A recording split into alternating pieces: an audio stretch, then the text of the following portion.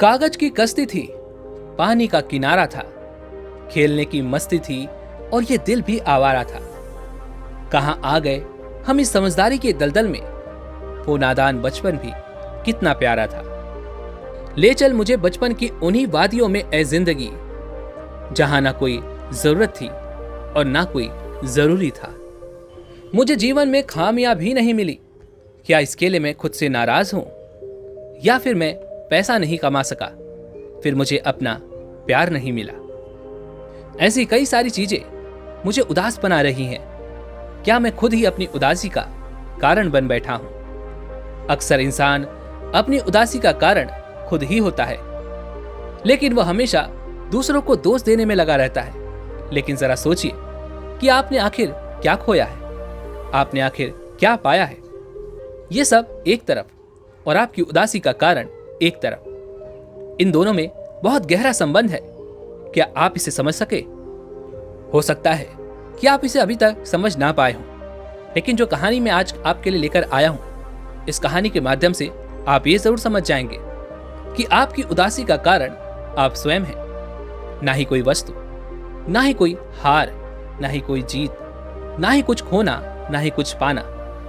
ये सब तो जीवन का मात्र एक हिस्सा है। इन सब के बिना हमारा जीवन अधूरा जरूर होता है, लेकिन ये उदासी का कारण नहीं है। लेकिन हम अज्ञानतावश अक्सर अपनी उदासी का कारण उन्हीं चीजों को मान लेते हैं और हमेशा चिंतित रहते हैं, उदास रहते हैं। लेकिन आज की इस कहानी में आपको कुछ ऐसे तरीके पता चलेंगे जो आपके मन की इस उदासी को जड़ से उखाड़ फेंकने में सक्षम होंगे। और उसके बाद बचपन की वो मस्ती जिसे हम भूल चुके हैं, वो आपके जीवन में फिर एक बार लौट आएगी और आप फिर से उस खुले आसमान में ऊपर की ओर देखते हुए उस आनंद का अनुभव कर पाएंगे, जहां पक्षियों की वो कतार आपके मन को लुभावित करती है, आपके मन में आनंद की अनुभूति पैदा करती है। दोस्तों, अगर बचपन में ही अगर किसी बच्चे को उदासी का ये रोग पकड़ ले, तो वो हमेशा परेशान ही रहेगा, चिंतित ही रहेगा, निराश ही रहेगा। और ये एक बहुत ही बड़ा चिंता का विषय भी है, क्योंकि बचपन में तो बच्चे अपने जीवन को मस्त में जीते हैं। ना कोई जिम्मेदारी होती है और ना ही कोई तकलीफें। वो अपना ये जीवन बड़ी आजादी और स्वतंत्रता से जीते हैं, जहां खेलने की जल्दी होती है और हर पल प्रेरणादायी होता है। इसलिए हम सब कहते हैं कि बचपन का जीवन सर्वश्रेष्ठ जीवन है, और हम में से ऐसा कोई भी नहीं होगा जो अपने बचपन के उन दिनों को भुला पाया होगा। दोस्तों, ऐसा ही एक बच्चा था जिसका नाम था रमेश। और यह उस समय की बात है जब शिक्षाएं गुरुकुल में हुआ करती थीं। उस समय की दुनिया आध्यात्मिक हुआ करती थी और ज्ञान के तरीके भी वही हुआ करते थे जो जीवन को एक नया रूप दे दें, जीवन में एक नई मस्ती पैदा कर दें, जीवन आनंदमय बना दे। लेकिन जहां एक बच्चा जो 12 वर्ष का है, वो अपने जीवन को मस्ती और आनंद में जीता है, हर पल उसके लिए खेल है, हर पल उसके लिए आनंदमय है, हर पल उसके लिए प्रेरणादायी है। वहीं पर रमेश जो करीबन 10 साल का ही था, वह हमेशा निराश रहता था, उदास रहता था। अक्सर वह हमेशा अकेले बैठा रहता था। सबको यही लगता था कि यह बच्चा ऐसा ही रहेगा। जब उसके सामने कोई हंसी मजाक करता भी था, तब भी उसके चेहरे पर एक मुस्कान तक नहीं आती थी। लेकिन यह देख देख कर उसके माता पिता का मन बैठता जा रहा था। उसे इस तरह से देखकर उनके मन में एक दुख उत्पन्न हो रहा था, एक तकलीफ उत्पन्न हो रही थी। वह अपने बच्चे को इस तरह से देखकर बहुत पीड़ा में थे। उनकी आत्मा रोने लगती कि हमारा बच्चा अभी तो इतना छोटा है और अभी से ही ये इतने सारे दुखों से क्यों घिरा है, और जब ये अभी इस तरह से दुखी है तो ये आगे चलकर अपना जीवन कैसे बिताएगा। ये दुनिया इसका जीना मुश्किल कर देगी और ये अपने जीवन को कभी जी नहीं पाएगा। इसलिए उन्होंने उसे बहुत समझाने का प्रयास भी किया था, लेकिन उनकी एक ना सुनता। लेकिन तभी रमेश के पिता को उसके मित्र ने सुझाव दिया कि तुम अपने बेटे को लेकर गुरुकुल में जाओ, वहां पर यह हंसना बोलना और लोगों से बातें करना सीख जाएगा और यह अपना जीवन भी हंसी खुशी बिताने में सक्षम हो पाएगा। लेकिन अपने एक छोटे से बच्चे को गुरुकुल में भेज देना यह कोई आम बात नहीं थी, और वो भी इकलौता बच्चा जिसे अपने आप से दूर भेजना किसी भी माँ बाप के लिए बहुत दुख का कारण होता है।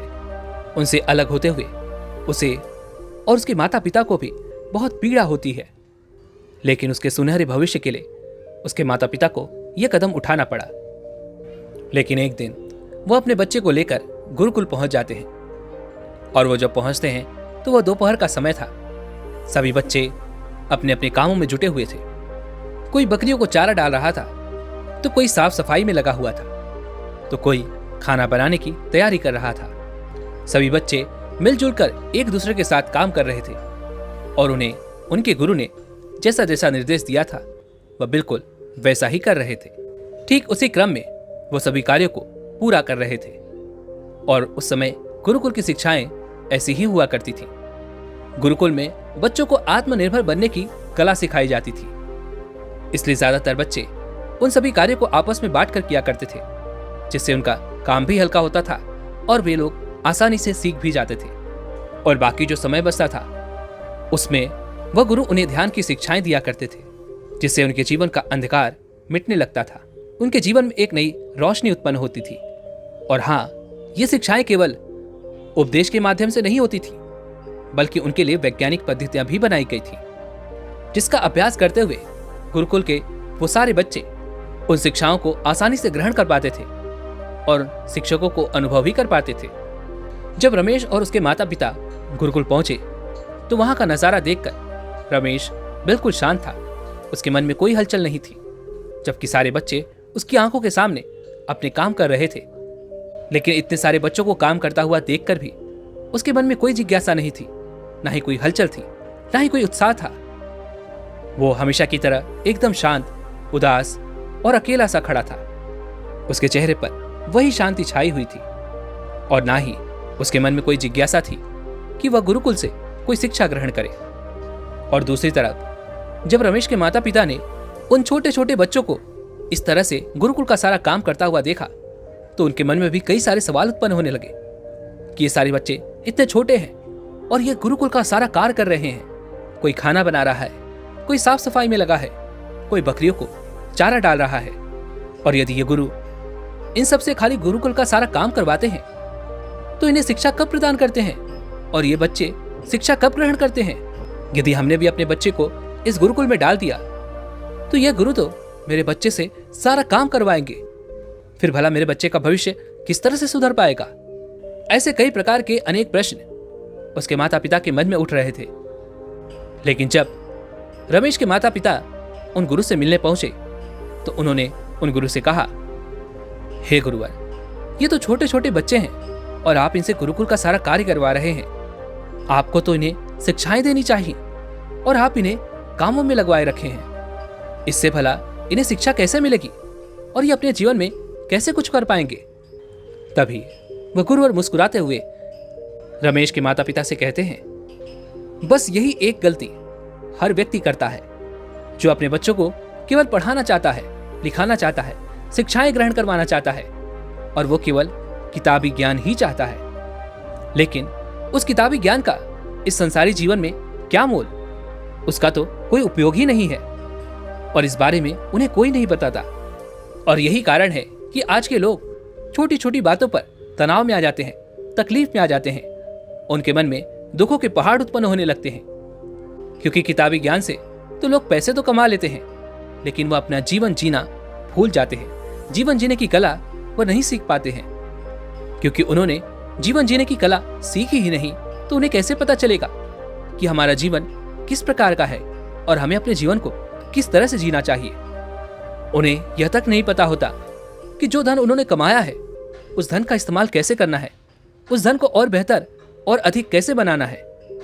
आगे वह गुरु रमेश के माता पिता से कहते हैं, यहाँ पर जो मैं शिक्षाएं अपने बच्चों को देता हूँ, वो शिक्षाएं केवल काम के प्रति नहीं होती हैं। जैसा कि आपको यहाँ पर दिख रहा है कि सारे बच्चे कुछ न कुछ काम कर रहे हैं, लेकिन मैं उनसे सिर्फ काम नहीं करवाता, बल्कि मैंने इन्हें अलग अलग चरणों में बांट रखा है।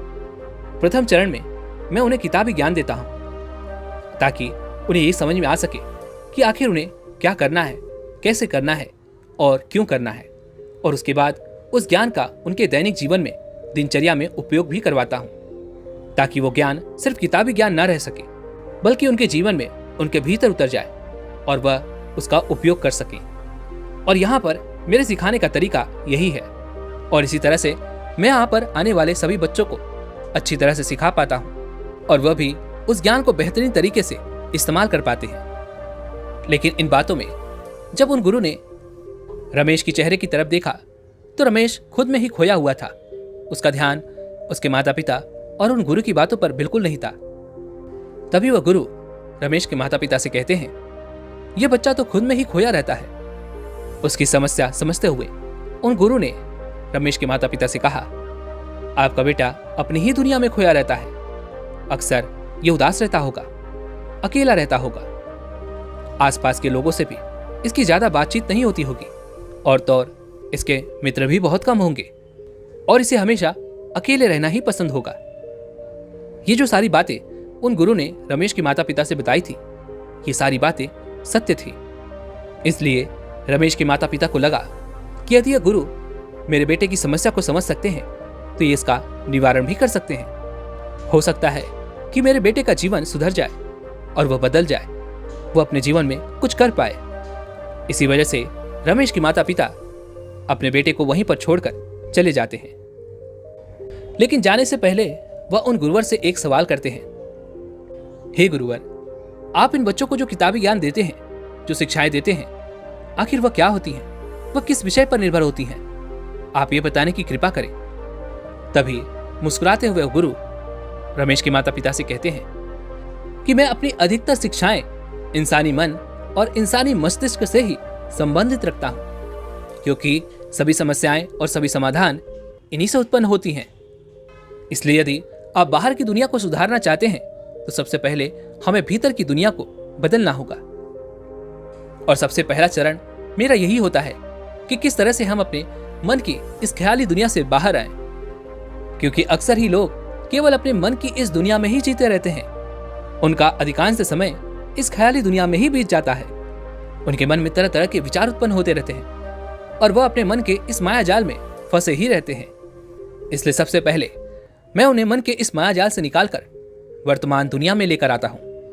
और एक बार जब इन बच्चों का मन उस ख्याली दुनिया से बाहर निकलकर इस वर्तमान की उपस्थित दुनिया में रहना सीख जाता है तो उसके लिए कुछ भी सीखना, कुछ भी समझना और किसी प्रकार की शिक्षा ग्रहण करना कठिन नहीं रह जाता।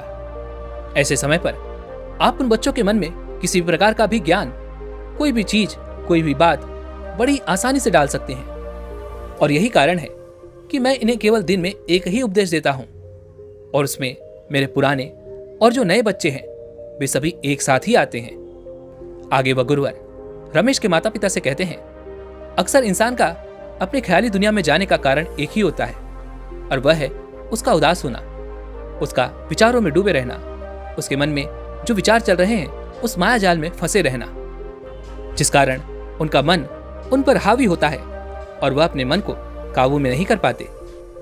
आप ही सोचिए, आपके मन में जो विचार उत्पन्न हो रहे हैं, क्या आप उसके मायाजाल से निकल पाते हैं? क्या आप उन विचारों को देख पाते हैं?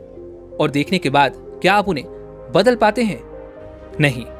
आप चाहे कितना भी प्रयत्न क्यों न कर लें, आप ऊपर से कितनी भी कोशिश क्यों न कर लें, लेकिन आप अपने मन को नहीं बदल पाएंगे।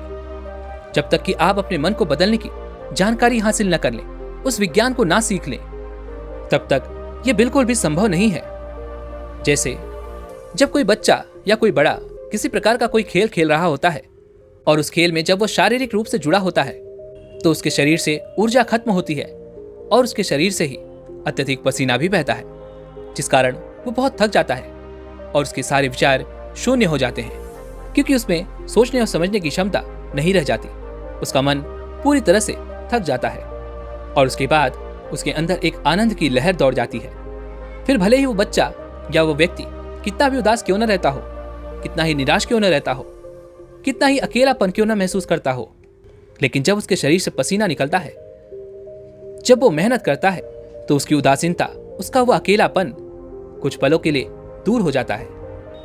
आप में से कई लोगों ने इसे महसूस भी किया होगा, लेकिन आखिर ये होता कैसे है? इसके पीछे का जो विज्ञान है, इसके पीछे का जो ज्ञान है, क्या आप इसे जानते हैं? जब कोई भी आदमी मेहनत करता है या जब कोई बच्चा खेल खेलता है तो उसके शरीर से अत्यधिक ऊर्जा की खपत होती है। उसके शरीर से पसीना निकलता है और उसकी सांसें तेज होने लगती हैं। मतलब उसकी सांसें जल्दी जल्दी बाहर की ओर निकलती हैं। जब हमारी सांस अंदर की ओर जाती है तो हम कहते हैं कि हम ऑक्सीजन ले रहे हैं, और जब सांस बाहर आती है तो हम कहेंगे कि कार्बन डाइऑक्साइड बाहर आ रही है। लेकिन जब कोई व्यक्ति खेल खेल रहा होता है या कोई व्यक्ति मेहनत कर रहा होता है तो उस समय वो ज्यादा ऑक्सीजन की खपत करता है, अर्थात वो ज्यादा ऑक्सीजन अपने भीतर ग्रहण करता है, क्योंकि वह तेजी से सांसें ग्रहण करता रहता है। और ठीक उसी प्रकार वह ज्यादा से ज्यादा कार्बन डाइऑक्साइड अपने शरीर से बाहर भी निकालता है। और जब हमारे शरीर में और हमारे खून में ऑक्सीजन की मात्रा बढ़ने लगती है तब हमें आनंद की प्राप्ति होती है। तब हम बहुत अच्छा महसूस करते हैं। हम ख्याल से लौटकर वापस आ जाते हैं और इसी के साथ साथ हमारा शरीर दूसरी प्रक्रिया पर भी काम करता होता है, जैसे कि हमारे शरीर से गंदी हवा अर्थात कार्बन डाइऑक्साइड को बाहर निकालने का भी काम कर रहा होता है। जितनी ज्यादा मात्रा में ऑक्सीजन अर्थात शुद्ध हवा हमारे फेफड़ों में भरेगी उतनी तेजी से यह हमारे खून तक भी पहुंचेगी, और उतनी ही ज्यादा और उतनी ही तेजी से यह हमारे मस्तिष्क तक भी पहुंचेगी, जिससे हम आनंद की अनुभूति कर पाएंगे और हमें खुशी का अनुभव भी होता है। इसलिए यह सबसे ज्यादा जरूरी है कि हम अपने भीतर अर्थात अपने शरीर के अंदर, अपने फेफड़ों में और अपने खून में ज्यादा से ज्यादा शुद्ध हवा ग्रहण करें। जब हम ज्यादा से ज्यादा शुद्ध हवा अर्थात ऑक्सीजन अपने शरीर में भरते हैं तो हम उतनी ही तेजी से अपने शरीर से गंदी हवा अर्थात कार्बन डाइऑक्साइड बाहर निकालते हैं। और यही सब कारण है कि मैं अपने बच्चों को ना ही उन्हें भगाता हूं और ना ही उन्हें दौड़ाता हूं, उन्हें बैठाकर प्रतिदिन रोज सुबह 2 घंटे इस प्रकार का योग अभ्यास करवाता हूं, जिनमें हम अच्छी से अच्छी और शुद्ध हवा ज्यादा से ज्यादा हम अपने शरीर में ग्रहण करते हैं और गंदी हवा शरीर से बाहर निकालते हैं। और जब कोई व्यक्ति इसे अपने जीवन में उतार लेता है, अर्थात जब कोई व्यक्ति सुबह सुबह मेहनत करता है, योग करता है, खेल खेलता है या फिर नाचता है, गाता है, तो वह ज्यादा से ज्यादा शुद्ध हवा अपने भीतर ग्रहण करता है और ज्यादा से ज्यादा गंदी हवा वह अपने शरीर से बाहर निकालता है। और ऐसा करके वह पहला कदम आनंद की ओर बढ़ाता है और यही कदम उसके ध्यान की सीढ़ी भी बन जाती है। अपना यह उपदेश खत्म करके वह गुरु रमेश के माता पिता से कहते हैं, अब आप अपने बच्चे को 3 माह के लिए यहीं पर छोड़कर चले जाइए। 3 माह के बाद जब आप वापस लौटेंगे तो आप अपने बेटे में वो बदलाव महसूस कर पाएंगे। उन गुरु की ये सारी बातें सुनकर रमेश के माता पिता को भी यह यकीन हो चुका था कि वह गुरु सत्य कह रहे हैं और वह उनके बेटे को पूरी तरह से शुद्ध कर देंगे। इसलिए वह पूरे यकीन के साथ उन गुरु को प्रणाम करते हैं और वहां से वापस अपने घर की ओर लौट जाते हैं। देखते ही देखते 3 महीने बीत जाते हैं। 3 महीनों के बाद जब रमेश के माता पिता वापस गुरुकुल आते हैं तो वह अपने बेटे को देखकर हैरान रह जाते हैं। उनकी आंखें खुली की खुली रह जाती हैं। जो रमेश हमेशा उदास रहता था, जो हमेशा अकेलेपन में रहना पसंद करता था, जिसे कोई भी काम अच्छा नहीं लगता था, आज वह एक बकरी को नहला रहा था और वो भी अपने मित्रों के साथ मिलकर। और इतना ही नहीं, वो अपने मित्रों के साथ बातें कर रहा था, हंस रहा था, खुशी खुशी उस काम को कर रहा था। ये सब देखकर उसके माता पिता बहुत खुश हुए। उनके मन को एक अजीब सी शांति मिली। रमेश के माता पिता गुरु के पास पहुंचे और उन्होंने उन गुरु को प्रणाम किया और कहा, हे गुरुदेव, जैसा कि आपने जो वैज्ञानिक प्रणाली हमें बताई थी, ये समस्त मानव जाति का जीवन परिवर्तित करने में सक्षम है। यह विधि केवल बच्चे ही नहीं अपितु समस्त मानव जाति के लिए है। जैसा जैसा आपने बताया था, हमने भी इस 3 महीनों में उन सभी चीजों का इस्तेमाल किया, इन सभी चीजों को अपने जीवन में उतारा। जो विधि आपने बताई थी उस विधि का हमने अपने जीवन में पालन किया और हमारे अंदर भी अब पहले से बहुत परिवर्तन हो चुका है। हम पहले से बहुत अच्छा महसूस करते हैं, हम बहुत खुश रहते हैं, आनंदित रहते हैं। हे गुरुवर, हम आपसे मिलकर धन्य हो गए। आपसे ये ज्ञान लेकर हमें बहुत खुशी मिली। इसके बाद उन्होंने उन गुरुवर को प्रणाम किया और वह अपने बेटे को लेकर वापस घर लौट आए। लेकिन जब रमेश वापस घर लौट रहा था तो वह पीछे मुड़कर अपने गुरु और अपने मित्रों को देख रहा था। दोस्तों, उम्मीद है कि आपने आज की इस वीडियो से ज़रूर कुछ न कुछ सीखा होगा। तो इस वीडियो को लाइक और अपने दोस्तों के साथ शेयर करना ना भूलें और हमें ऐसे ही सपोर्ट करने के लिए चैनल को सब्सक्राइब और घंटी बटन को ज़रूर दबा दें। तो चलिए मिलते हैं ऐसी एक और वीडियो में, तब तक के लिए अपना ख्याल रखें। धन्यवाद।